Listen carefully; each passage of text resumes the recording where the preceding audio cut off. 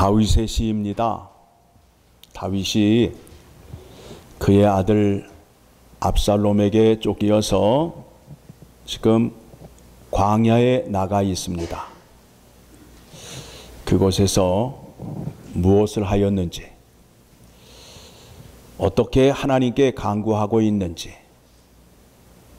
어떻게 하나님께 은혜를 받았는지 오늘 말씀을 통해서 확인하고자 합니다. 여러분이 다윗의 형편에 처해 있다면 지금 무엇을 하시겠습니까? 지금 다윗은 어떤 상황에 있느냐 하면 물이 없고 마르고 황폐한 땅에서 내 영혼이 주를 갈망하며 내 육체가 주를 앙모하나이다. 무슨 말씀이냐 하면 인간의 가장 결핍한 상태, 사람으로서 살아야 할 기본적인 조건이 부족한 상태, 결핍한 상태에 있음을 1절에서 말씀하고 있습니다. 이와 같은 때에 다윗이 무엇을 생각하고 있느냐 하면 성전에서 하나님께 제사드리며 예배할 때를 생각하고 있어요. 다시 말하면 하나님의 은혜가 임하여야 되는데 하나님 아버지의 은혜가, 인도하심과 보호하심의 은혜가 나에게 임함으로 인하여 내가 광야에 있지만 하나님의 은혜 가운데에 이제 이 고난과 고통을 잘 이기고 다시 왕의 자리로 돌아가게 해달라는 기도를 하고 있는 것입니다. 그러면서 생각하기를 어떻게 생각하고 있느냐 하면 하나님께 예배 드릴 때에 하나님이 다윗에게 은혜를 내려주었던 것을 어떻게 표현하고 있느냐 하면 음식으로 표현하고 있어요. 뭐라고 나와 있죠?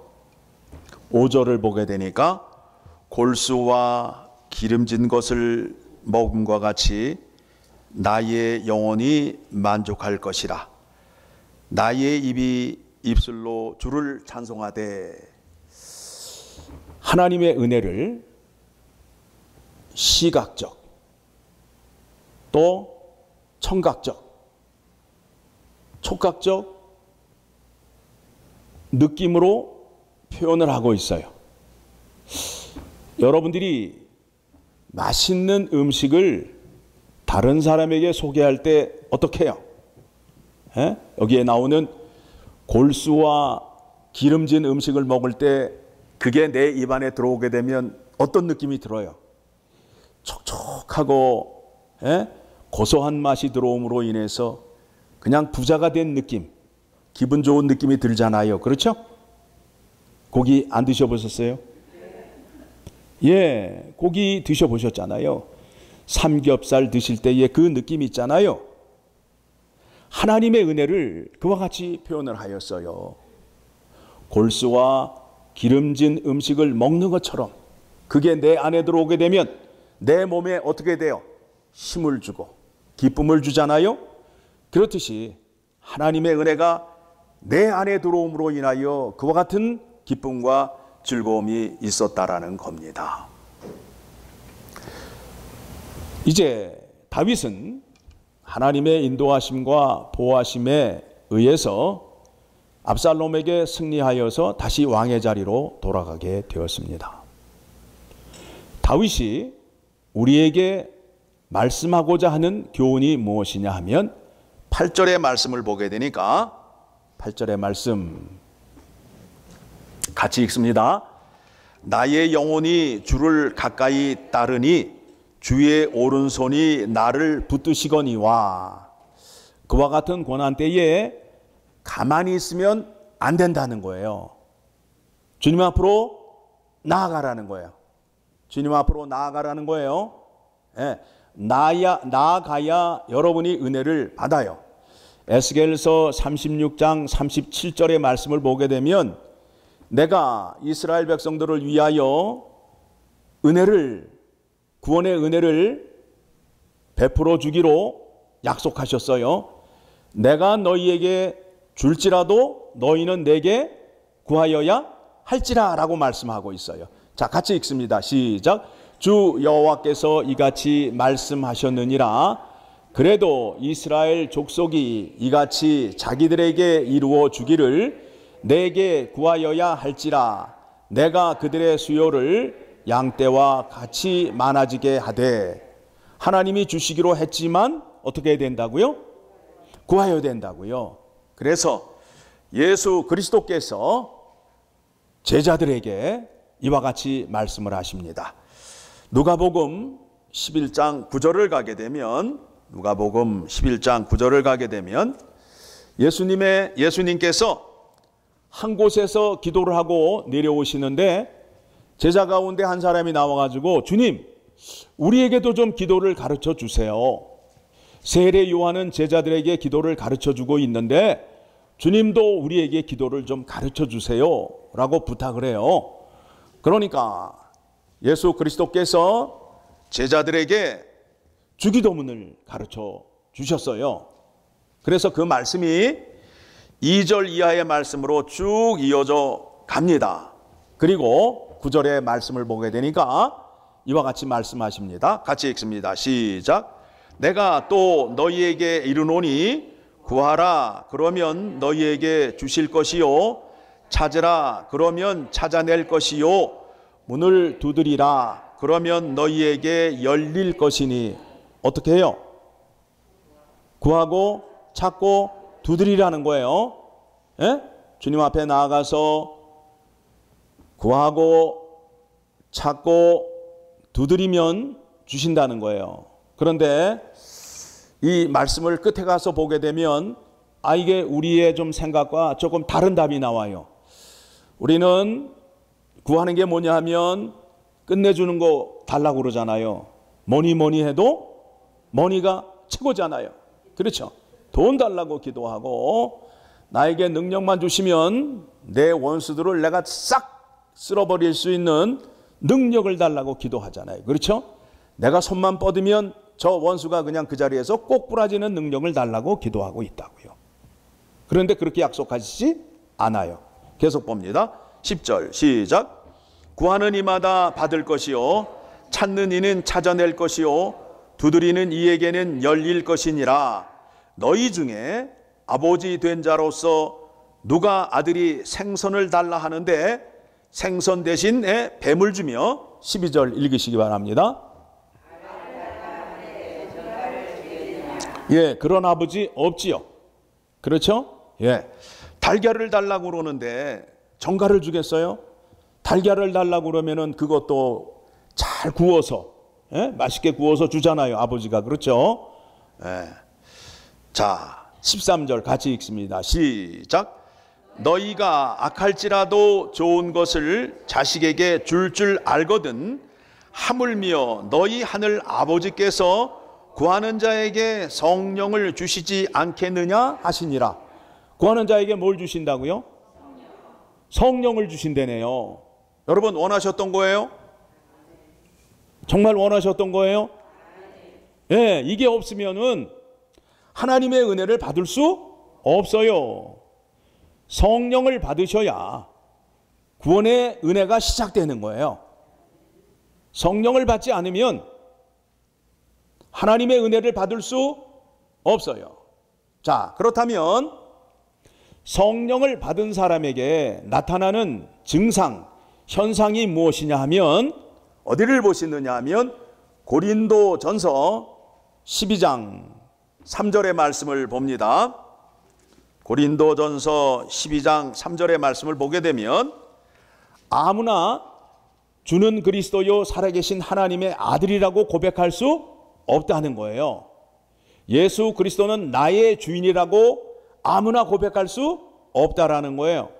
어떤 사람만이 고백할 수 있다고요? 성령을 받은 사람만이 고백을 해요. 그런데 그 고백을 가짜로 할 수 있어요. 옆 사람이 하니까 나도 해보자 해서 할 수 있어요. 그래서 가짜로 세례도 받아요.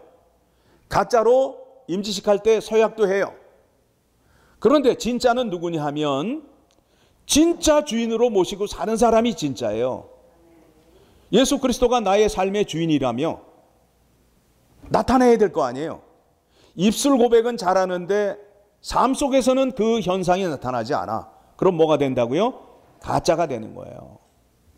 자, 3절 말씀 같이 읽습니다. 시작. 그러므로 내가 너희에게 알리노니 하나님의 영으로 말하는 자는 누구든지 예수를 저주할 자라 하지 아니하고 또 성령으로 아니하고는 누구든지 예수를 주시라 할 수 없느니라. 성령이 있으셔야 예수 그리스도를 나의 주인이라고 고백할 수 있게 되는 거예요. 그렇죠? 예. 성령을 받으시면 이와 같은 현상이 일어나셔야 돼. 그러면 성령이 임하게 되면 우리 인생의 삶의 문제가 해결이 돼요. 자, 그 말씀을 이제 소개해 드립니다. 어디를 보시느냐 하면 요한복음 16장을 가게 되면 이제 예수님께서 내일이면 십자가에 달려 돌아가셔요. 그러니까 전날이 되는 거죠. 전날에 제자들을 모아놓고 내가 이제 해를 당하고 부활한 후에 아버지의 집으로 간다. 그러니까 제자들이 그 말에 대해서 근심하고 두려움을 갖고 있어요. 어떤 마음을 갖고 있는 거예요? 주님 떠나지 마시고 우리와 함께 계시기를 원합니다 라는 마음을 갖고 있잖아요. 네. 그런데 요한복음 16장 7절의 말씀을 보게 되니까 예수님께서 제자들에게 이와 같이 말씀을 하셔요. 7장 요한복음 16장 7절 같이 읽습니다. 시작. 그러나 내게 너희에게 실상을 말하노니 내가 떠나가는 것이 너희에게 유익이라. 내가 떠나가지 아니하면 보혜사가 너희에게로 오시지 아니할 것이요 가면 내가 그를 너희에게로 보내리니. 예, 내가 가야 보혜사 성령이 오신다는 거예요. 보혜사의 뜻이 무엇이냐면 위로자 성령이 우리에게 오신다는 거예요. 그런데 지금 예수 그리스도가 이 땅에 계시니까 성령이 오셨다 안 오셨다? 안 오셨다 이거예요. 내가 아버지의 집으로 가야 성령을 내가 너희에게 보내준다는 거예요.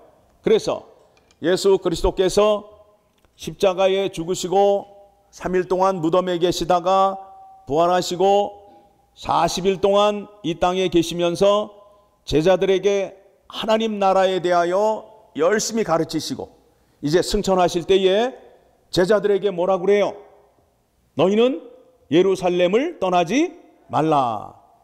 성령을 받으라. 너희가 성령을 받아야 땅끝까지 이르러 내 증인이 된다. 그러니 너희는 떠나지 말라. 그리고 열흘이 지난 후에 40일 더하기 열흘 하니까 며칠이 돼요? 그래서 5 순은 10단이란 말이에요. 열이 5개가 있으니까 어떻게 되는 거예요? 5순이 되는 거 아니에요? 5순. 예? 5순절날 누가 오셨어요? 성령 하나님이 오셨다고. 그래서 오순절 성령 강림일이라고 말하는 이유가 바로 거기에 있어요. 그 성령이 오심으로 인하여 이제 그 성령이 제자들과 우리들에게 임하였어요. 그 성령을 누가 보내셨다고요? 예수님이 보내시고 하나님 아버지가 보내셨어요. 자, 그 말씀에 대해서 13절의 말씀 먼저 확인해 드립니다. 요한복음 16장 13절의 말씀 같이 읽습니다. 그러나 진리의 성령이 오시면 그가 너희를 모든 진리 가운데로 인도하시리니 그가 스스로 말하지 않고 오직 들은 것을 말하며 장래 일을 너희에게 알게 하시리라. 무슨 말씀이냐 하면 성령은 오셔서 자기 자의로 말씀하지 않아요. 자기 생각과 자기의 뜻으로 말하는 게 아니라 뭐라고 되어 있다고요? 오직 들은 것을 말하며, 누구에게 들은 것? 하나님 아버지에게 들은 것을 말하고, 아버지께서 장래에 어떻게 일하실 것에 대한 것을 말씀하신다는 거예요. 그렇죠? 그러니까 성령이 이 땅에 오시는데 하나님 아버지가 보내셨을 때에는 아버지의 뜻, 장래에 일어날 일에 대해서 말씀하시러 성령이 오신 거예요. 그 다음에 14절 같이 읽습니다. 시작. 그가 내 영광을 나타내리니 내 것을 가지고 너희에게 알리시겠습니다. 그러니까 성령은 오셔서 자기 자의로 일하지 않고 아버지의 말씀과 뜻을 전하고, 그 다음에 예수 그리스도가 이 땅에서 이루신 십자가의 죽음과 부활을 통한 하나님의 구원의 은혜를 나타내시기 위하여 성령이 오셨다는 거예요. 성령이 오셨다는 거예요. 자, 그러니까 성령이 내게 임하게 되면 나타나는 현상이 뭐라고 그랬어요? 성령이 나에게 임하면 나에게 나타나는 현상이 어떤 현상이 나타난다고 말씀드렸어요? 주는 그리스도요 살아계신 하나님의 아들이라는 고백을 하게 된다는 거예요. 그러니까 내 안에 예수 그리스도가 계시잖아요. 그런데 그분이 나의 주인이래요. 그러면 그 주인께서 진리라고 말씀하시잖아요. 진리 되시는 예수 그리스도께서 내 안에 들어와 계심으로 인하여 내 안에 진리가 있는 거 아니에요. 진리가 있게 되면 그 진리의 말씀으로 가짜를 분별할 수 있어요, 없어요? 있잖아요. 그런데 그게 예수 그리스도가 이 땅에서 행하신 일로 말미암아 그 진리가 이루어졌다는 거예요. 그래서 어디를 보시느냐 하면 8절로 갑니다. 8절을 보게 되니까 그가 와서, 누가 와서? 누가? 성령이. 예. 지금 여기에서 말씀 누가 하고 계시는 거예요? 예수님께서 말씀하고 계시니까 예수께서 말씀하시는데 그가 와서, 성령이 와서 같이 읽습니다. 시작. 그가 와서 죄에 대하여 의에 대하여 심판에 대하여 세상을 책망하시리라. 그러면서 9절, 10절, 11절에 거기에 해석을 하셨지요. 자, 9절 같이 읽습니다. 시작. 죄에 대하여라 함은 그들이 나를 믿지 아니함이요. 자, 예수 그리스도를 믿는 사람과 믿지 않는 사람이 구분이 되는데, 마지막 때의 심판이 무엇이 기준이 되는 거예요? 예수 그리스도를 믿느냐 믿지 않느냐로 구분이 되는 거예요. 그렇죠? 네. 그러니까 사망은 죄로 인한 결과잖아요. 죄가 뭔지 여기에 증명이 되잖아요. 죄라는 건 뭐예요? 예수 그리스도를 알지 못하는 것이 죄다라는 거예요. 자, 10절 시작. 의에 대하여라 함은 내가 아버지께로 가니 너희가 다시 나를 보지 못함이요. 자, 의라는 것은 무엇이냐면 하나님의 뜻, 하나님의 세우신 계획인데, 그 땅에 많은 종교 지도자들이 있었어요. 그런데 그 사람들이 전하는 그 말씀마다 다른 거예요. 그래서 율법을 따르는 그런 학파에서도 가말리엘 학파가 있었고 힐렐 학파가 있었어요. 그러니까 율법을 공부하는데도 진보가 있었고 보수 학파가 있었어요. 그런데 또 거기에 바리새인 가운데는 또 가난한 사람들을 등쳐먹는 또 종교 지도자들이 있었잖아요. 에? 고르반이라는 제도를 만들어서 하나님께 헌금을 드리게 되면 부모님을 봉양하지 않아도 된다. 그러면서 그 가난한 과부의 재산을 빼앗고 어린아이를 데려다가 노예로 삼고 하는 종교 지도자들이 있었잖아요. 그러니까 그 당시에 하나님의 진리의 말씀을 전하는 종교 지도자들이 있었지만 진짜를 찾기가 힘든 상황이었어요. 그런데 우리가 하나님을 믿고자 하는 것은 뭐예요? 하나님 앞에 서서 하나님을 만나는 거 아니에요? 그런데 가장 확실한 게 뭐냐면 하나님이 계신 하나님의 집으로 누가 가셨어요? 예수 그리스도가 가신 거 아니에요? 그렇죠? 제일 확실하잖아요. 그 사람이 어디 있어? 그러면 그 사람이 그 사람 집에 있을 거 아니에요? 집에 가면 그 사람을 만날 수 있잖아요. 그런데 하나님이 집에 계시는데 그 집을 누가 가셨다고요? 예수 그리스도가 가셨다고요. 그러니까 하나님 아버지의 집을 가는 데 있어서 확실한 길이 무슨 길이에요? 예수 그리스도의 가르침과 예수 그리스도가 가시고 보여준 길을 따라가게 되면 누구 앞으로 가게 된다? 하나님 아버지 앞으로 가게 된다는 거예요. 그래서 의가 결정이 나는 거예요. 누구 때문에? 예수 그리스도 때문에.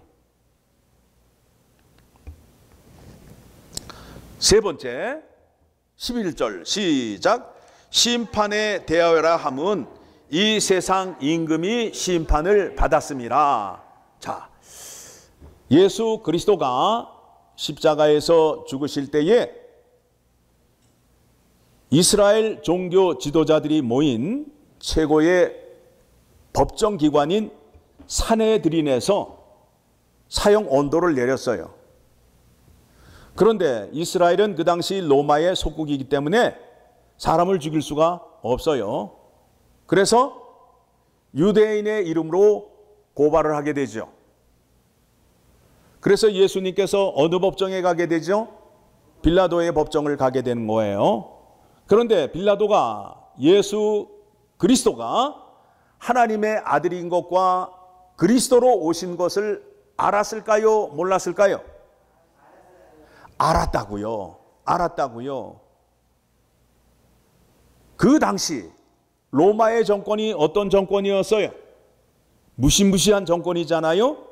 권력이 막강했던 권력 아니에요? 그런 정권 아니에요? 그 정권이 하나님을 죽인 거예요. 그 정권이 하나님을 죽였어요. 그래서 그들이 하나님을 죽였다 함으로 인하여 기뻐했을까요? 슬퍼했을까요? 기뻐했다고요. 누구를 이겨서? 하나님을 이겨서 기뻐했다고요. 그런데 반전이 일어나잖아요. 3일 후에 어떻게 돼요? 부활하셨어요. 부활하셨어요. 무슨 얘기예요? 너희가 나에게 너희의 법과 기준으로 나를 심판하고 나를 십자가에 죽였지만 잘못되었다라는 것이 증명이 되었어요? 안 되었어요? 증명이 되었죠.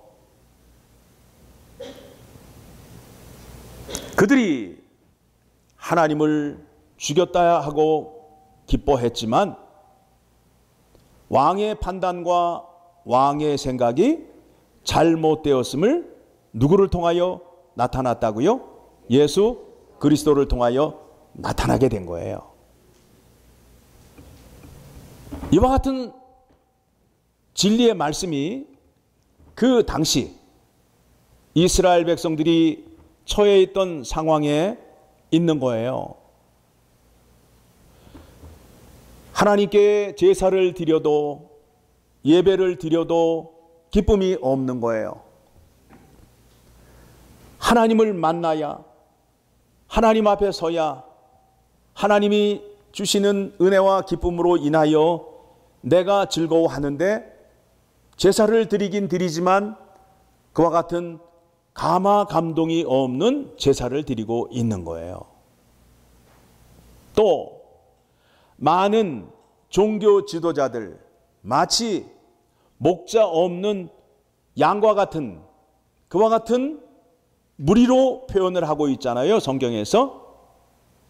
이 백성들이 하나님 아버지 앞으로 가야 되는데 잘못된 지도자들에 의해서 하나님 앞으로 가지 못한 문제가 해결이 되었고, 그 다음에 이스라엘 백성들이 로마의 속국으로 있음으로 인해서 육체를 죽이는 그 정권을 무서워할 것인가?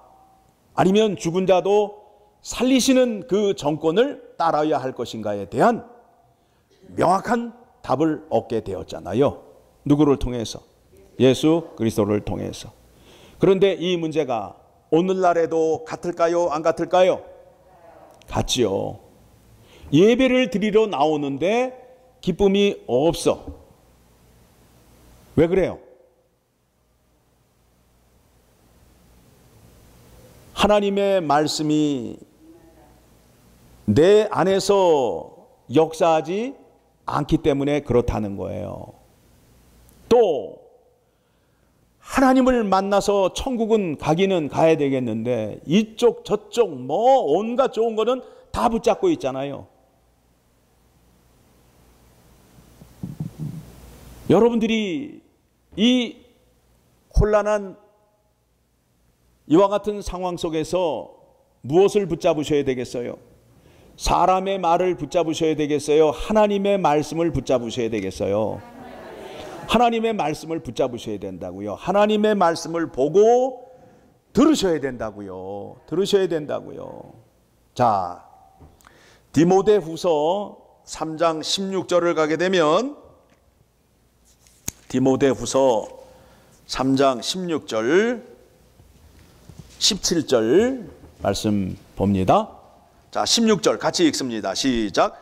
모든 성경은 하나님의 감동으로 된 것으로 교훈과 책망과 바르게 함과 의로 교육하기에 유익하니 이는 하나님의 사람으로 온전하게 하며 모든 선한 일을 행한 능력을 갖추게 하려 함이라.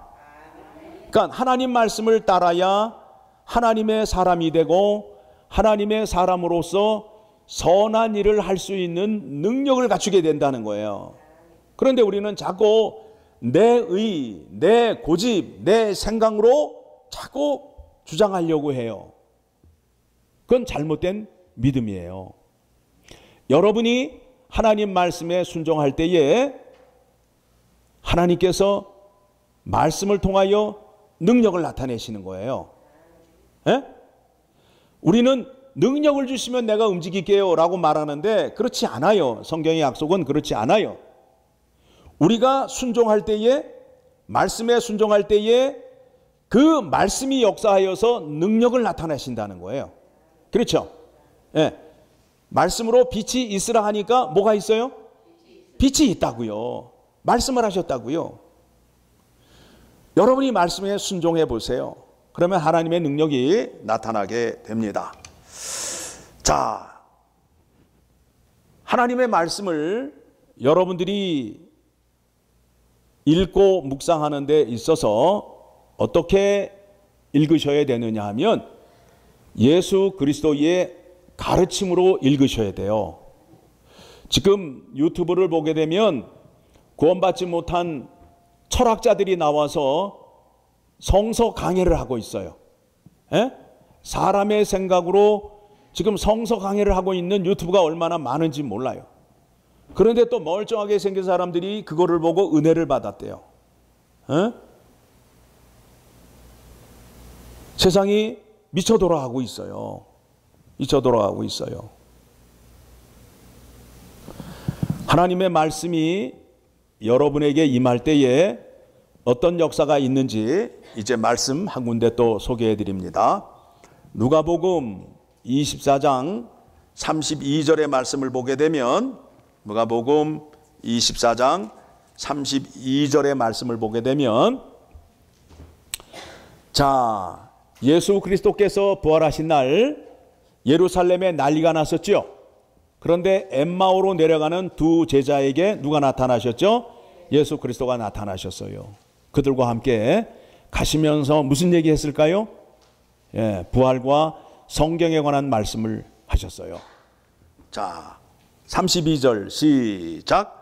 그들이 서로 말하되 길에서 우리에게 말씀하시고 우리에게 성경을 풀어주실 때에 우리 속에서 마음이 뜨겁지 아니하더냐 하고. 그러니까 여러분이 하나님의 말씀을 들으시거나 읽으실 때에 내 마음 안에 뭐가 있어야 되느냐 하면 감화, 감동이 있어야 돼요.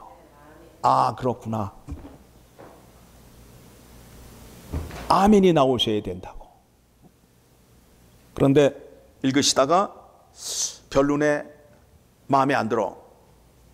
어디 소떼 받은 데 없어? 하면서 소떼 나온 데만 찾으니까 얼마나 돼요? 몇 군데 안 되잖아. 소떼 받았다고 하는 데는.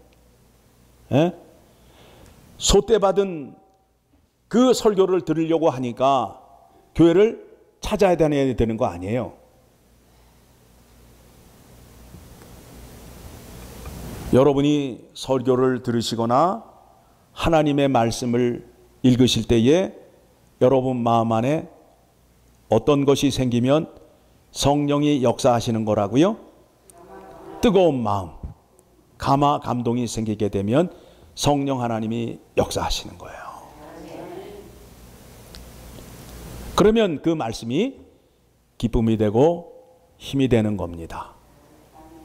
그런데 그 말씀을 듣기 위해서는 준비를 하고 나오셔야 돼. 준비를 하고 나오셔야 돼. 마음이 딱딱한 사람에게는 하나님의 말씀이 들어가도 튕겨나와. 길가밭이야. 나와서 온갖 근심, 걱정 탁 와 앉아가지고 듣기는 들었는데 잠깐 기뻤는데 햇볕이 비치니까 타주고 돌짝밭에 떨어진 씨가 그와 같잖아요. 그러니까 마음이 편편치가 않은 거야. 돌짝밭을 가지고 있는 마음으로 나왔을 때 그와 같은 현상이 일어나요. 그런 다음에 또 어떤 마음이 있어요? 가시덤불 같은 밭이 있잖아요. 온갖 걱정, 근심이 그냥 꽉 눌려 있어가지고, 꽉 눌려 있어가지고 말씀이 들어왔는데 자라날 틈이 없어. 싹이 나올 틈이 없어.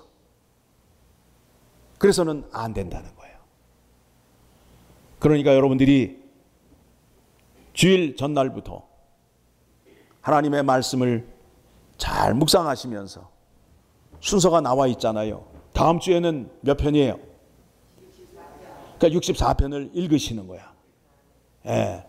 이 말씀을 읽었는데 목사님께서 어떻게 이 말씀을 풀어주실까 기대하시면서 나오시게 되면 여러분들이 은혜를 받을 수 있어요. 그런 마음이 어떤 마음이라고요? 옥토와 같은 마음이에요. 하나님 말씀이 떨어지게 되면 어떻게 돼요? 다 마음속에 다 박히게 되잖아. 씨가 땅속에 박히게 되면 어떻게 돼요? 싹이 나오고 열매를 맺잖아요. 그렇죠? 여러분들이 이와 같은 마음의 준비를 하시고 하나님의 말씀을 듣게 되면 100배, 60배, 30배의 열매를 맺게 됩니다. 이 일의 시작이 무엇을 받아야 된다고요?